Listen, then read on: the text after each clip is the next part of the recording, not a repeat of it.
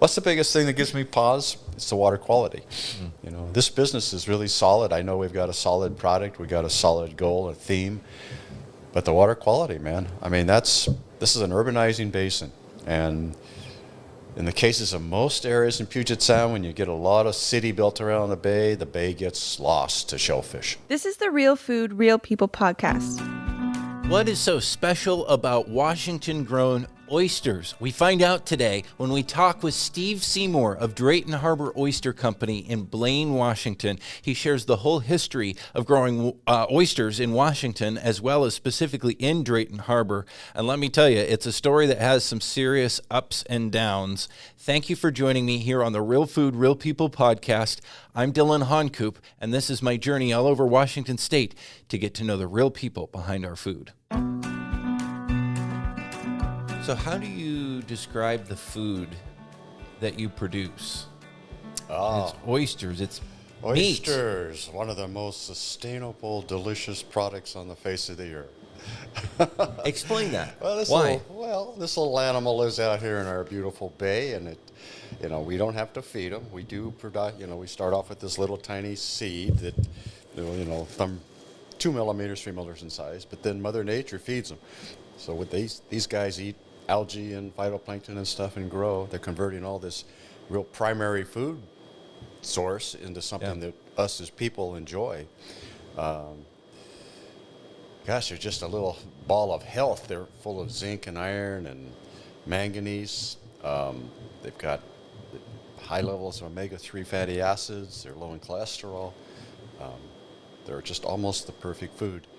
And all we have to do as people is keep our water clean. And that, I would talk more about this later, but that's certainly one of our biggest challenges here.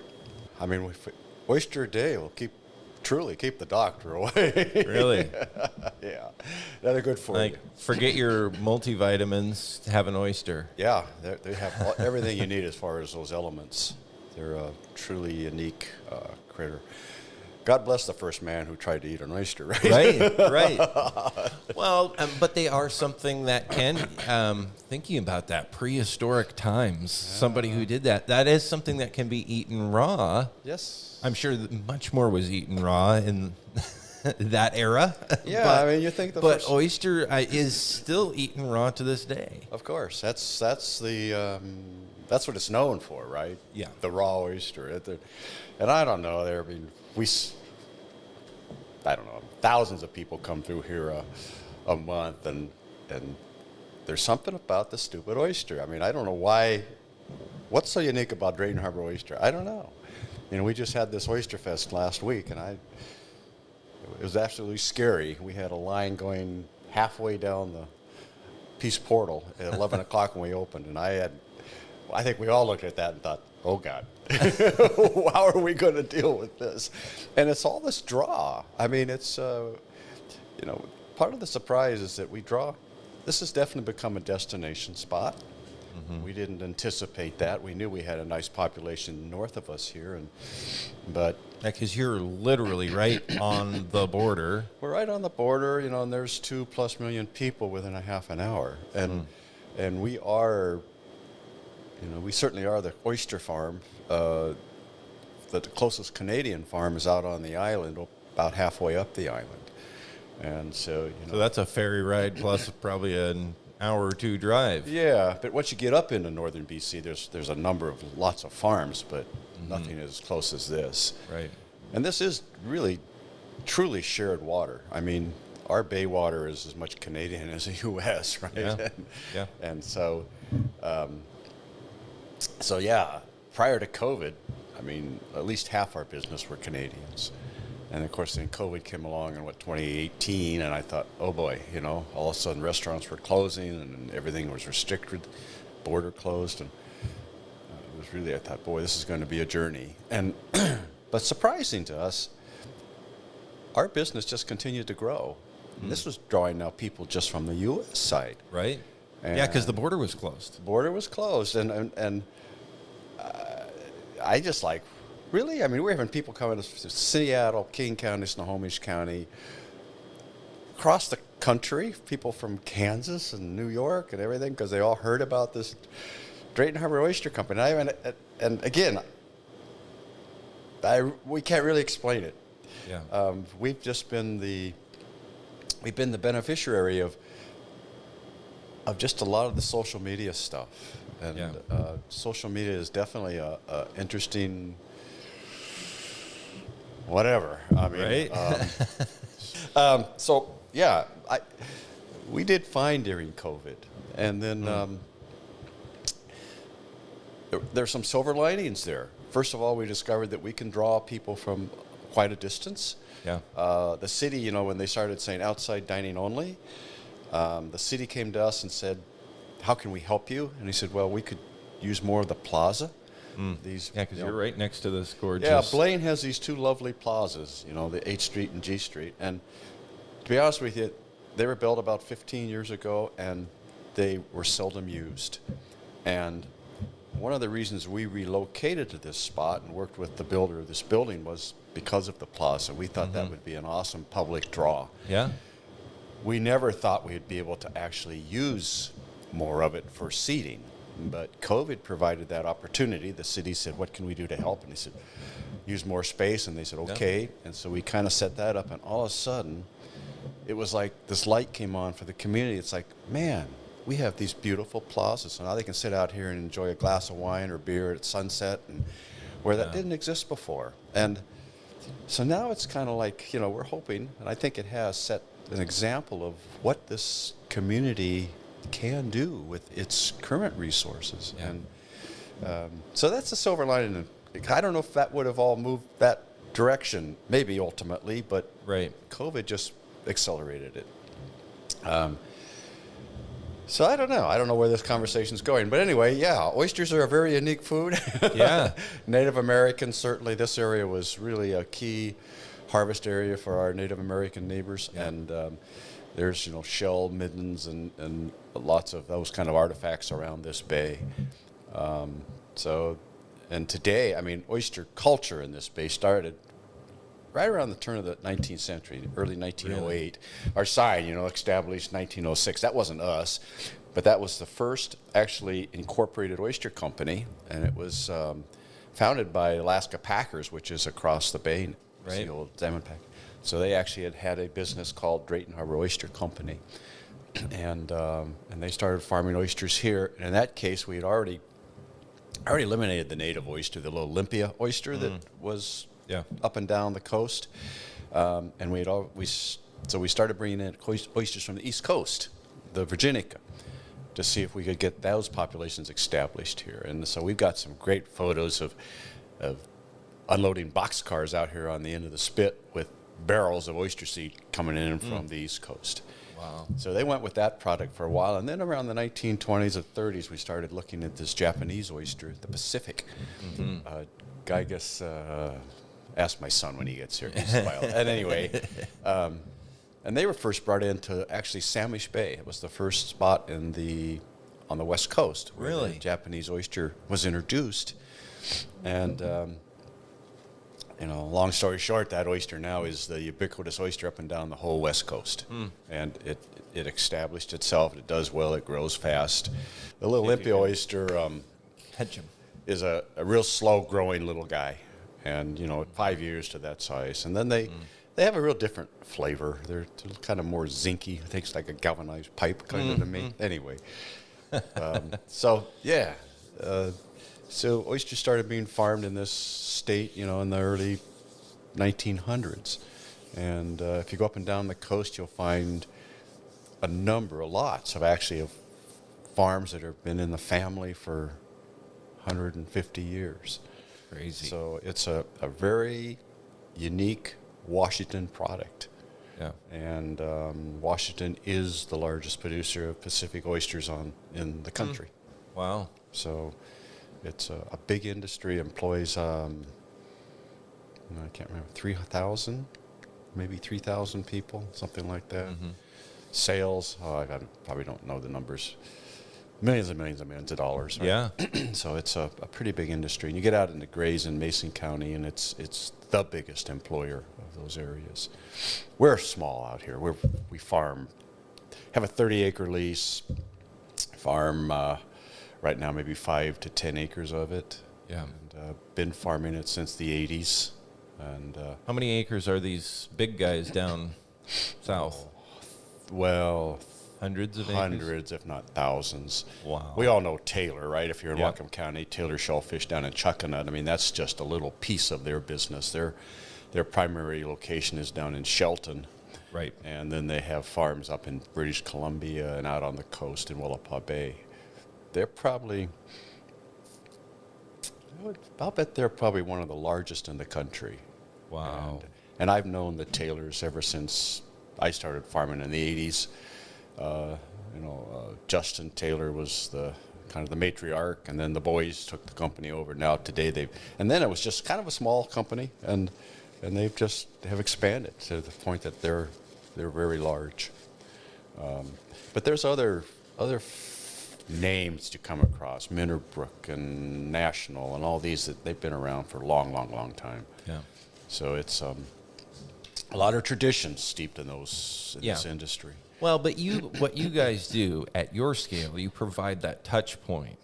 I mean, you cannot produce the scale, the quantity of oysters to like feed the masses that want to buy and eat oysters. You can provide some of them, but you provide an experience. Yeah, nor do we want to be that guy, Right, right? right. You know, when Mark, my son, and I got, I've been farming out here since the 80s, and all of my kids, the 4 of them, have all kind of worked off and on out here a little bit. Most of them didn't enjoy it. Mark, I think, will be on later. He stuck with it.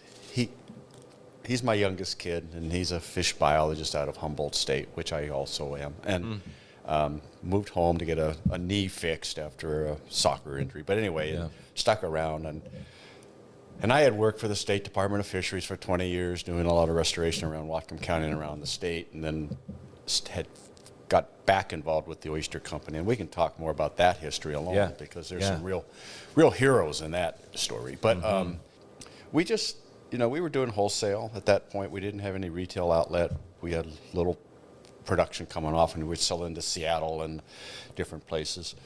And it was just a little bigger than a hobby at that point. And then our neighbor here, Tony Andrews, who has this little spot next door, asked us if we'd want to rent this little 300 square foot space to sell bags of oysters out of.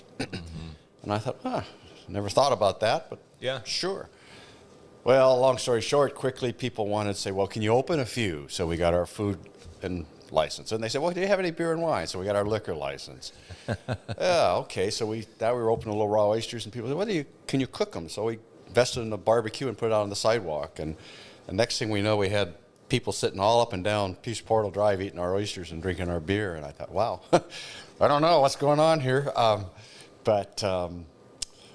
So then it just became obvious that maybe that was a niche there for us. When you're in the wholesale market, you're competing with all the other growers up and down the West Coast. And, when you're small, it's hard because you're just kind of a fill-in. Right.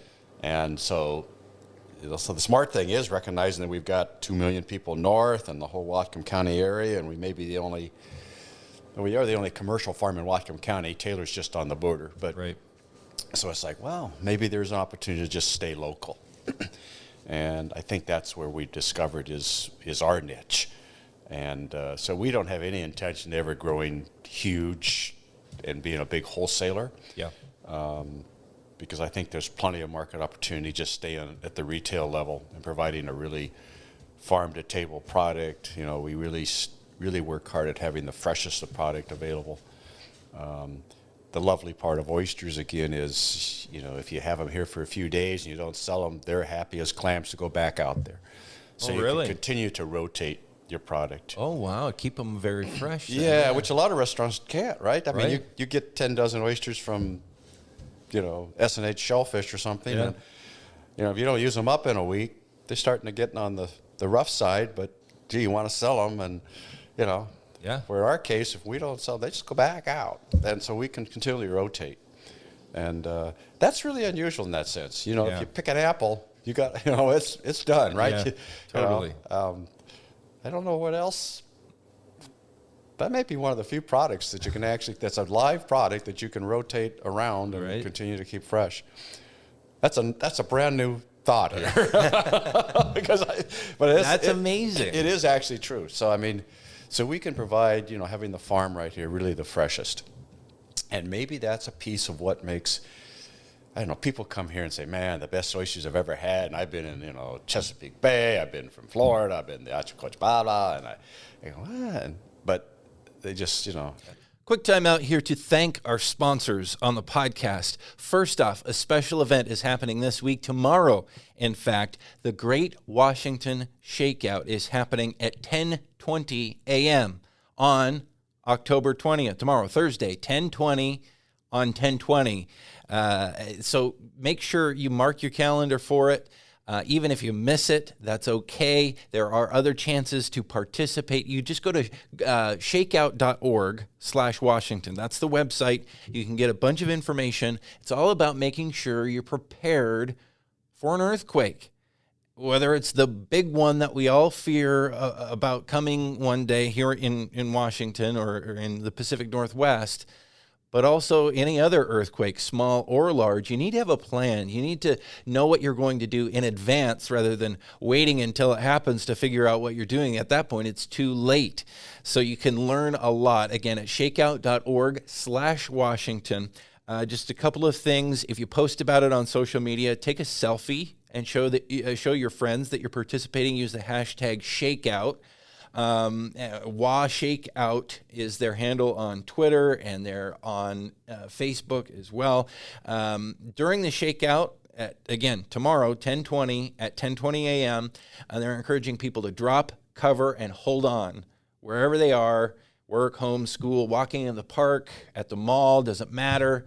It's great to do this dry run to make sure you know what your plan is, how you would react, what you would do in the case of an earthquake. The Great Washington Shakeout, again, shakeout.org/Washington. Go check it out. Also, Mana Insurance Group sponsoring the podcast, and a big thank you to them. They're all about the same thing, having a plan ahead of time so you know what to do if and when things go wrong, and to make sure that you're protected if anything does go wrong. That's the whole mantra of Mana Insurance Group, not just reacting if things go wrong, but having that plan in advance to protect your family's financial future. And if you think about it, that's what insurance really does. At Mana, they don't just sell you insurance. They want to know about your life, how it works, what can best protect your family, whether it's auto, home, whether it's your farm, life insurance, health insurance. They work with all kinds of insurances. They have offices here in Washington State as well as California and Arizona. Check them out, manainsurancegroup.com. Dairy Farmers of Washington also sponsoring the podcast. Thank you to them and the work that they do day in and day out there to share the real stories of Washington dairy products and the hard work that farmers do here in the state to produce, I would say, the best dairy products anywhere. There may be some that would want to compete on that level, but at least among the very best of the best here in Washington. And you can find out why, not only the nutrition, but the sustainability, the soul that goes into it from the people producing these dairy products at wadairy.org.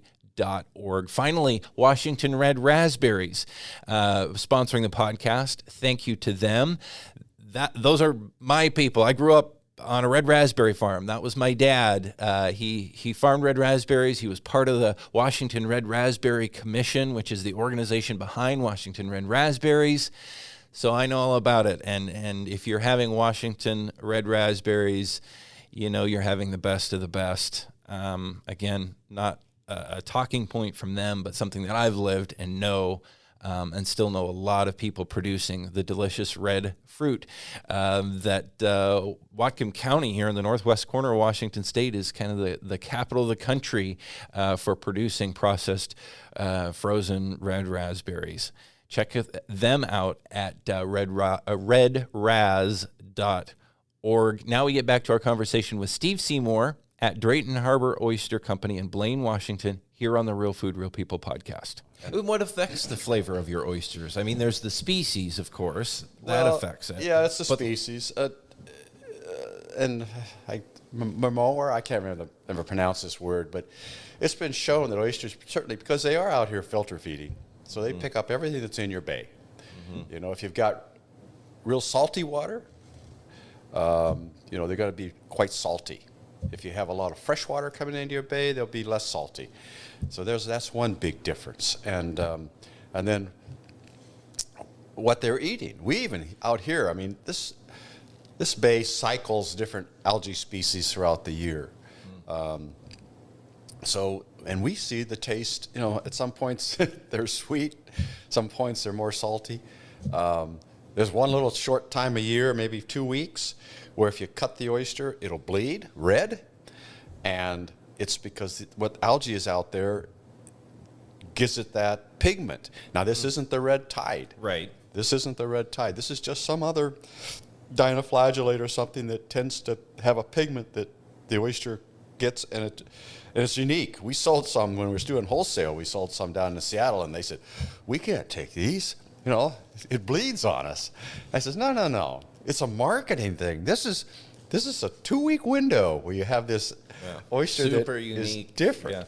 Yeah. And so that's part of it. And in this case, we have 2 little creeks that come in, California, Dakota Creek. They're both lovely little systems. California drains around Ferndale area, and Dakota is up here and runs up into the border. They both support salmon runs, but you know, so they provide a unique characteristic. Right. Yeah, so I don't know. It's just, and you can go to different parts of the country and eat oysters, and yeah, it's the species. As I said, the Olympia oyster tastes quite zinky.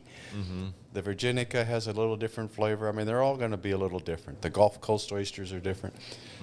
So it's all just based on their environment. A little bit like a wine, right? Yeah. So different wines have different characteristics based on where they're grown. Terroir or whatever it is. Yeah, I here can't they ever call it pronounce- memoir. Again, it's something like that. Yeah.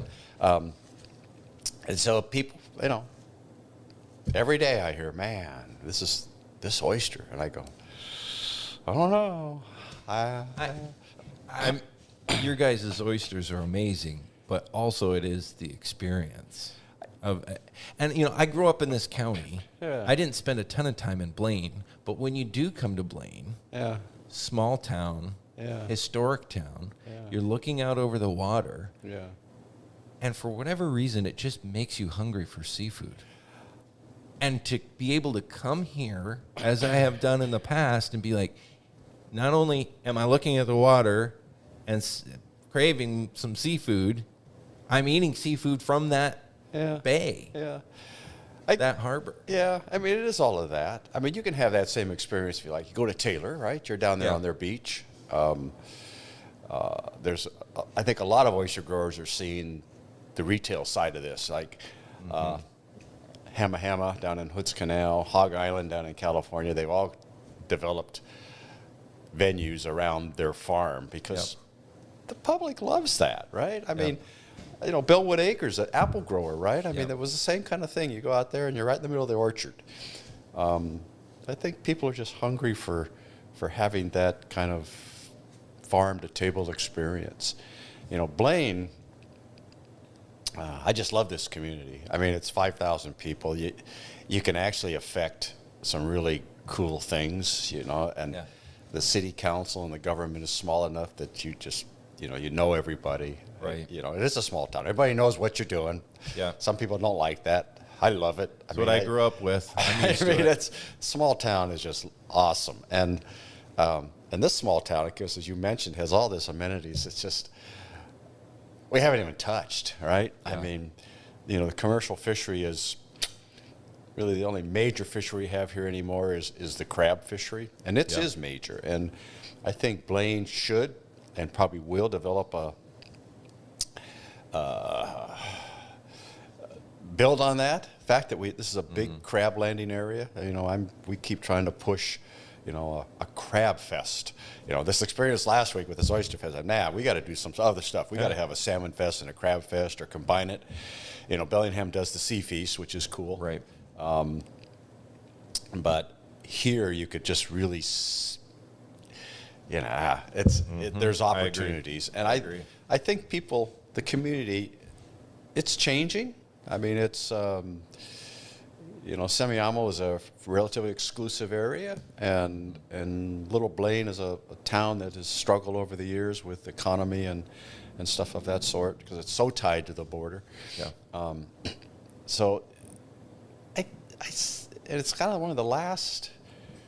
maybe one of the last real marine seaport areas that is not just developed out to the hilt, and in that, I think we all have a vision of Blaine not becoming, we don't want this to become, I don't know, White Rock. I'm not even sure if I want to say that, but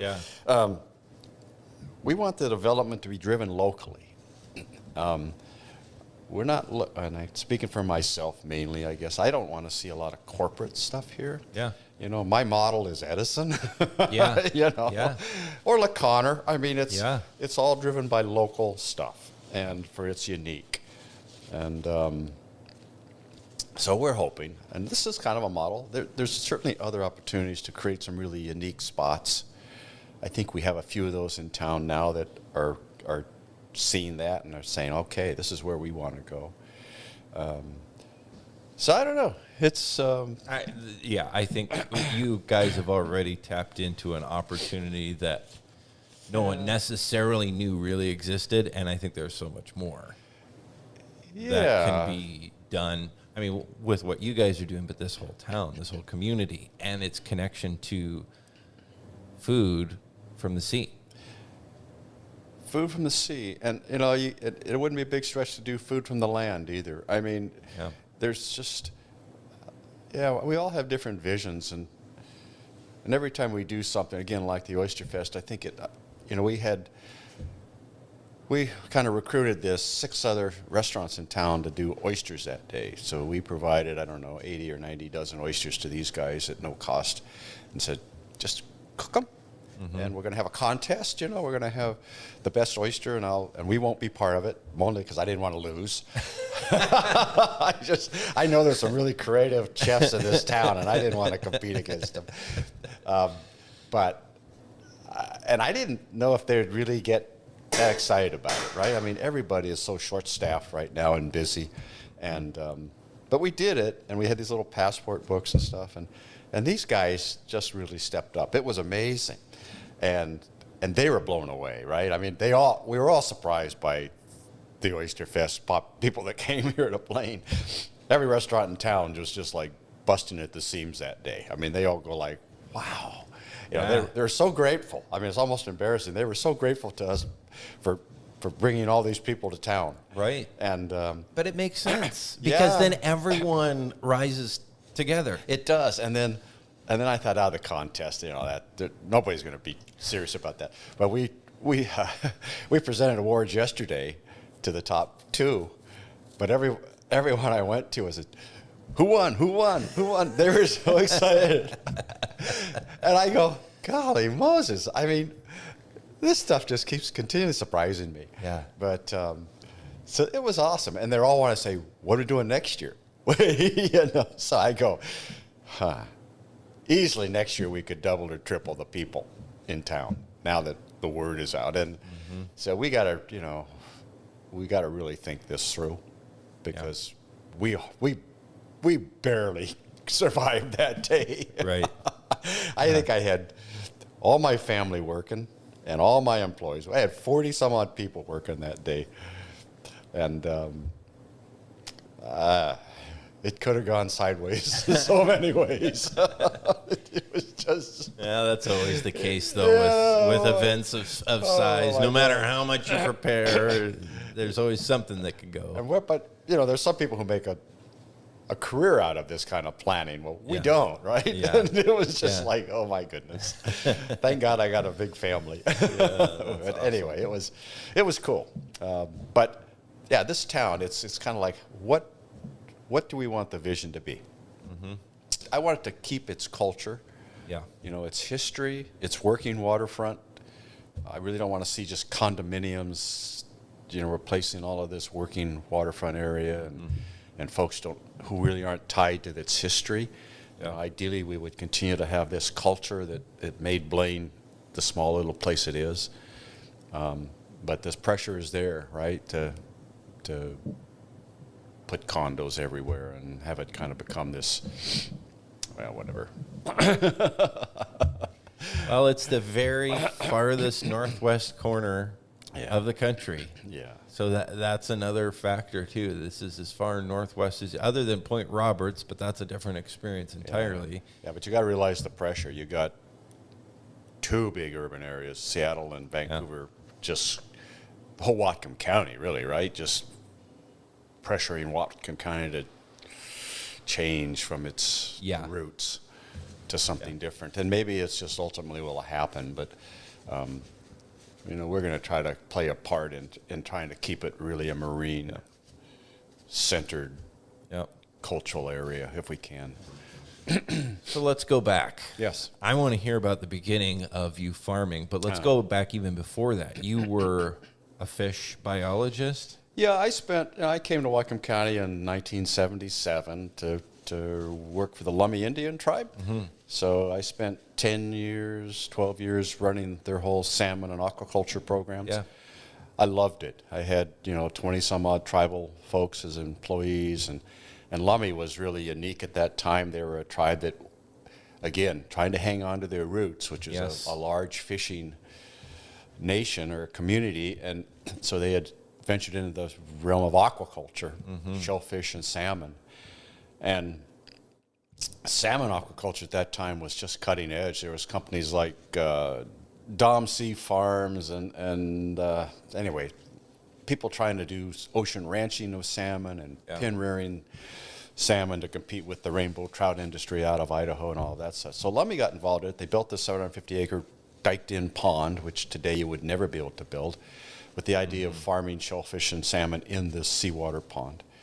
All very, very cutting edge at that point. And they built a large salmon hatchery up on the South Fork, which continues today to be one of the more productive coho programs probably in the country. So I, as a young biologist just finishing up a graduate degree, I was working in a little small hatchery in California, came up here to to run this program. Where did you originally come from? Where did you grow up? Well, I grew up in Southern California. And then I moved up into Humboldt County in California to finish a grad degree at Humboldt State, and then worked at a small salmon hatchery as a fish culturist. Did you have any farming or fishing background from your youth? No, not really. I was a city boy down in Glendale. Wanted to be Jacques Cousteau. Yeah. So I went off to college to be a marine biologist. Yeah. And, didn't even know really what that meant. But I don't know look where that's led. But anyway, well, we gotta get the whole it's story. interesting. So I get up into Whatcom County, and I remember driving up Chuckanut Drive for the interview with Lummi. I kind of got recruited from Lummi. I got this letter in the mail from what was called LIGHT, Lummi Indian Tribal Enterprises, asking me if I was interested in applying for the job of technical director of their aquaculture program. First of all, I had no idea where Bellingham was, so I pull out a map. I go, whoa. Way up there. Lummi tribe? I'd never worked for a tribe before. I had no idea. So I came up here, and my wife and I drove up, and we came up Chuckanut Drive, and that's when I really started getting excited about this job, right? I just like, whew. And it was interesting. So anyway, long story short, I got hired to run this program, and it had 20 some odd tribal employees. Lummi had really they had sent a lot of their staff off to school at NOAA Fisheries and stuff to learn aquaculture and diving and all this stuff. So there was, a cadre of trained tribal folks that were in the middle of one of the more advanced, cutting-edge sciences in the world. Yeah. And with a large saltwater pond, a huge freshwater hatchery, a cutting-edge shellfish hatchery, it's like, it was just like a dream, right? Yeah. And so anyway, we took the job and came to Bellingham and had 10 wonderful years working with these tribal folks. But unbeknownst to me, Lummi, and I don't know if you're even old enough to remember the Bolt decision, which the Judge Bolt had given the Washington tribes 50% of the harvestable salmon in the state. Right. It was a mini war between the non-treaty and treaty folks. And Lummi happened to be at the tip of that spear. They were the ones that led that whole Bolt decision. Right. And I had no idea about all this treaty stuff and everything. So all of a sudden I'm working with some of these guys, tribal guys, who were just super dynamic. I mean, Sam Keggy and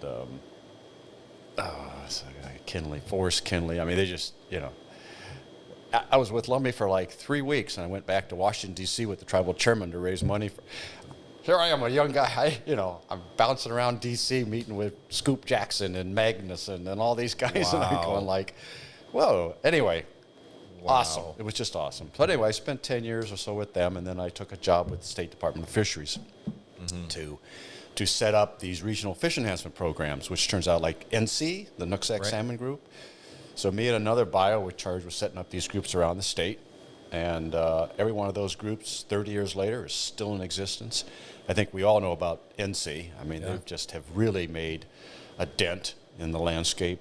They're so effective at working with everybody, farmers and landowners, and an awesome organization. And they just celebrated their 30th anniversary, right? Which is just crazy. Yeah. So I cannot drive around this county without seeing some project that that I've touched. So I mean, I'm just so lucky. So after that, I spent 20 years with fisheries and then retired. Started farming oysters out here in the 80s with another guy who's a hero, Jeff Menzies, which probably a lot of you folks have heard of. Jeff is really the hero in this whole thing. Jeff spent a lot of time on my dad's farm. Yeah. Back in his days of being involved in IPM. Right. I forget who he was working for at that time, but my dad got to know him really well. Really liked Jeff. Just a super man. And, we got to be almost like brothers. We spent, lots and lots of night tides out here picking oysters. But, the bay, so in the 80s we took over the lease a couple of Canadians had and started farming oysters. And then about, early 1990 maybe, the bay got closed because of water quality issues. And so basically put us out of business. I had already gone to work for the State Department of Fisheries at that point, so I was kind of off onto a little tangent. My oldest son was working with Jeff out here.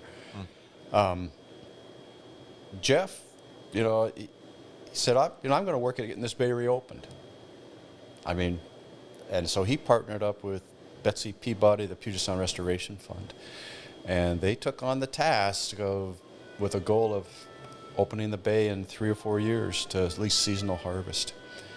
And had he not stuck with it, I suspect we would not be farming today. I mean, Jeff was very effective, but he was the sharp stick. And there are a lot of folks who thought, man, I don't want to see this man, right? I mean, because he would push. They identified the problems. It was failing septics. There was some manure management issues upstream. There was a sewer treatment plant out here that was a disaster. We had a big main going across the bay that we'd never know whether it was leaking or not, and then stormwater issues. But it was mainly the manure, the sewer plant, and septic tanks. All that hillside was on septics, and there was no, at that point, any inspection program and everything. So you fast forward today, the farms all have manure management plans. They do a pretty good job. Got a brand new sewer treatment plant over here now that's state of the art. It's a reclamation plant. The idea is that they reclaim the water and it's used throughout the watershed right now it's all used to water the golf courses in the summertime. Right. But this water comes out of that plant almost drinking water standards. Wow. State of the art. I mean, the city spent way more money than they had, $30 million plus on that plant. So they did the right thing. And then all the septics now, if you have a septic tank, you probably know this, you got to have it inspected every 1 or 3 years, depending on what kind of system it is. And so that's just been some major changes. But it's only because, really, Menzies and Betsy Peabody, I mean, so anyway, they're really the heroes. And so when did you get back into actually Well, farming again and this current iteration of the Yeah, whole thing. yeah, When yeah. did that really? Well, then Get I some wings. retired in 2013 from the fish program, and Jeff at that point was running the farm as a nonprofit, community-supported agriculture type program, CSA. Yeah. So people would come in and buy shares Right. in exchange for oysters. So when I retired, Jeff says, "Hey, you want to kind of take this back over?" He says, "I'm just tired." And Yeah. I said, "Well, I'm retired. I guess I got time, right?" And so I did. And so I ran the CSA community thing for a year or two. And then Mark, he was living down in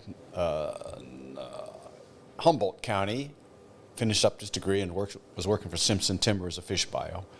And as I said earlier, he came home to get a knee repaired. And while he was home, I said, why don't you just hang here and Yeah. let's take this business for profit.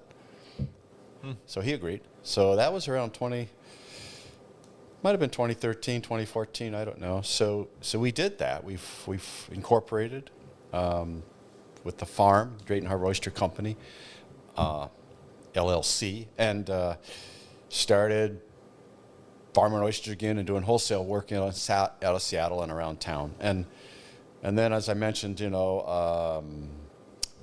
Tony Andrews offered us this spot to do retail. So so now we started doing, retail. I think that's kind of the story. And then 2017, a guy walked into our little shop and said, "I just bought the building next door. Would you want to be a tenant?" And of course I said, Mark and I had our eye on this. This was an old real estate office. We thought we could probably renovate this building, but the owner at that time really was not interested in going to the restaurant stuff, because restaurants are complicated with all the stove and all that. Yeah. And it gets very expensive. Yep. And so he wasn't interested, but the new owner was. And it's Peter Giante, who then we thought we could use, all of us thought we could use the old building, but he wanted to put apartments upstairs, and the old structure wouldn't take that. So we took down the old building, but we salvaged all the material that we could out of the building, because we wanted to build something that was somewhat unique in a way that fit what we thought looked like Blaine. Yeah. So all this floor, all the wood, all the sidings are out of the old building. This is old growth fir. It's 120 years old. Wow. Beautiful wood. And Peter, bless his heart, he went along with our crazy ideas about building something that was like this. I mean, a lot of builders would have thrown up something and said, "Here." And Yeah. Why go to the trouble? he went to a lot of trouble, a lot of additional expense to really give us a place that was cool. And everything you see inside is my son's work. So this place already has a lot of soul. Yeah. And since we opened in May of 2018, and we've had, I don't know, a dozen family events in here. So this place does have a lot of soul already. And so it kind of feels like our home. So when we have customers in, it's kind of like, come on into our place. And I think that probably translates into the whole vibe thing. Yeah. So, kudos to Peter. I mean, he stuck with us. And so here we are. And as I mentioned earlier, we opened, and then, 8 months later, COVID came along. And it's like, okay. But again, we're through that, and we learned a lot of lessons. We got a great staff. We've got, I think I write 30 checks every 2 weeks to employees. 2/3 of them are under 21 years old. A lot of them are still in high school. It's a good job. I mean, all the tips are pooled. And so the dishwasher, the folks who run around picking up, almost make the same money as everyone else. And they pull in a good, $25 to $30 an hour. Good. And that's the way it should be. It is. That's awesome. It really brings me a lot of internal joy when I write these checks to these young kids. And they're all really good. It's fun to see a young person come in who's maybe never had a job. And gosh, to see the personal growth in these young people over the year or so they might hang here is pretty satisfying. This is bridge funding. Most of these people are going on somewhere else, to college, to nursing school, Right. to, certified teachers going off to find their first teaching job. We have, probably just a handful of people who are, I don't want to say career, but they're here for more than just a transition to something else. Yeah. We're fortunate that our menu is simple. It doesn't take very long for just about anybody to learn how to grill an oyster or do what we do. There's nothing fancy about this place. Sometimes I think, that's tough. I wish I had a full-time kitchen crew who Right. didn't have to continue to be training, but this is what it is. And I think it adds to maybe the uniqueness. Maybe people love us because we're so, I don't know, hokey, or I don't know. We don't really know what we're doing. We just stumble bumps. I think, it doesn't come across hokey at all. I think it just comes across as authentic. You're real people. Authentic, that's it. And it's not, there's nothing contrived about this. Yeah, that's true. There is nothing, yeah. So it's amazing. I still have to pinch myself every day to think, this is ours. Gee. Yeah, it's crazy. But with that comes a lot of responsibility. Yeah, it's, yeah. And anyway, so, back to the farm, I mean, what's the biggest thing that gives me pause? It's the water quality. This business is really solid. I know we've got a solid product. We've got a solid goal, a theme. But the water quality, man, I mean, this is an urbanizing basin. And in the cases of most areas in Puget Sound, when you get a lot of city built around the bay gets lost to shellfish. Is that an ultimate thing that's going to happen here? I hope not. I mean, you would think that with all the rules and regulations now in place, a community should be able to live along its bay without poisoning its water. Yeah. Blaine. What about farming on land, though, too? I mean, because you're talking about urbanizing. Yeah. And the effect on the watershed and ultimately on the water quality in the bay, but you also talk about the history of working with farming and keeping manure from dairies and beef farmers upstream, up in the watershed, out of the bay. Yeah, I mean, it's a toughie. I mean, I have a deep appreciation for dairy and farmers because they do have manure that they got to deal with, and they want to put it on the land.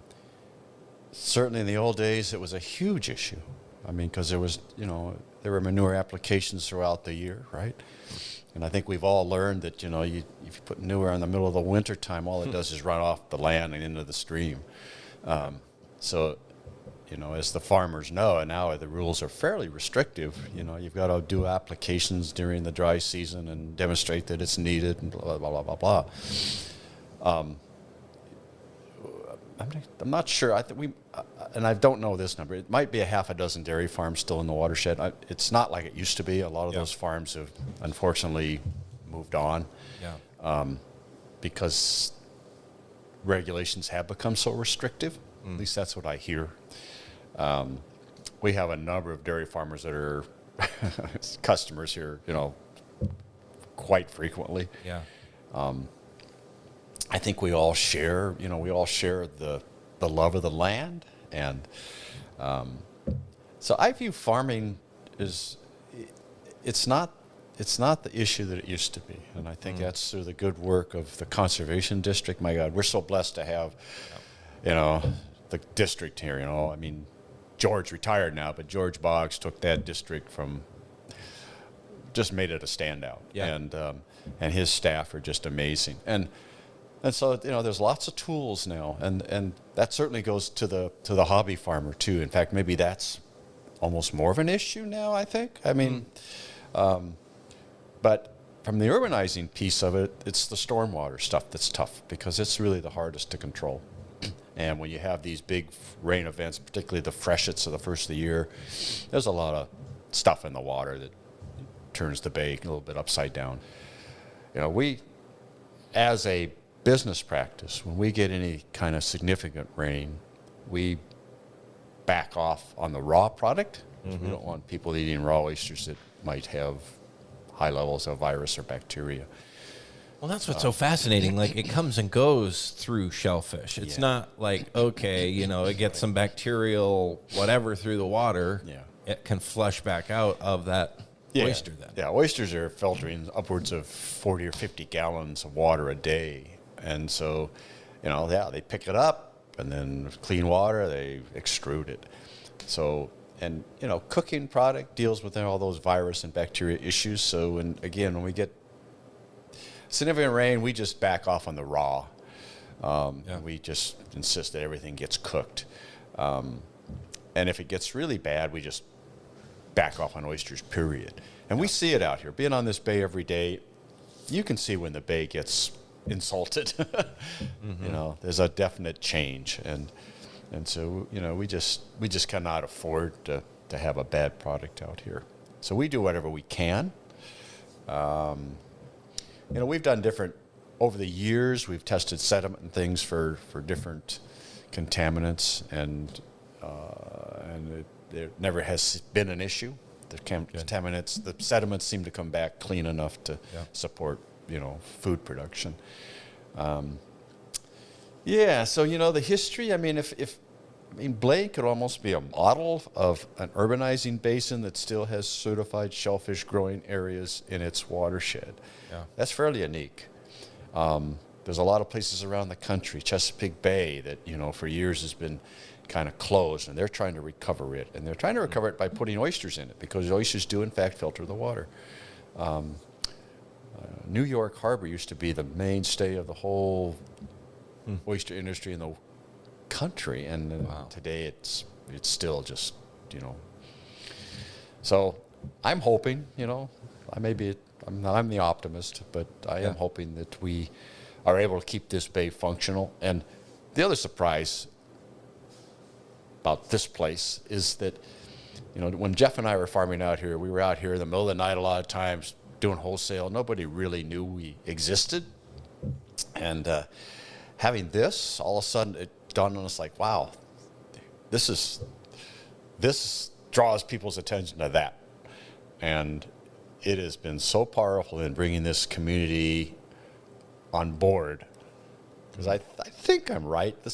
Most folks in Blaine love this fact that they have an oyster farm right in their backyard. Right. They got this place here on the plaza where they can sit and slurp an oyster and drink a beer and enjoy it. And it's only because that bay is clean. If the bay went away, we could probably bring oysters in from Taylor, and do it, but it wouldn't be the same. Right. And so everybody's got a stake in it then, keeping it clean. I hope so. I think they do. It certainly has helped. It's a tool that Jeff and I never had. And it's so easy. There's so many times we talk to customers about where these oysters come from, right out there, really. And then you get this whole opportunity to talk about the story, of all the work Jeff and Betsy and those people in the past, and the community's investment and time and energy and the volunteer that has kept this bay available. Yeah. So it's an awesome opportunity. But we'll see, right? Time will tell. I'd love to think 50 years, 60 years, when I'm long gone, history and stuff, and my son will be sitting here talking about, I remember those. I'd love to be thinking that would be the case. Yeah. We'll see. Time will just tell. Well, thank you for what you're doing here. Well, thanks for giving me the opportunity to carry on like a crazy old man. and thank you for sharing that whole story, because it makes what's happening here in the immediate so much more rich in meaning and value. So I appreciate you taking the time. I know you're super busy, but to be able to sit down with me and share the story, it's pretty cool to hear. Well, thanks, Dylan. Again, every opportunity, we actually, and maybe Kat mentioned to you, we got a public hearing tomorrow, actually, with a hearing examiner for an additional 8-acre site out here in the bay. And, it's important to us because it moves us to what we think is the cleaner part of the bay, because it doesn't have so much influence from the stormwater issues. Mm-hmm. It is a floating culture system, so it's going to be on the surface, which you'll see. People have to look at it. And it's also up in 12 feet of water, so it doesn't impact eelgrass, which is a huge issue out here. And so, we'll see. We'll see. I'm excited to see what happens. Me too. Thank you again. Thanks again. This is the Real Food, Real People podcast. These are the stories of the people who grow your food.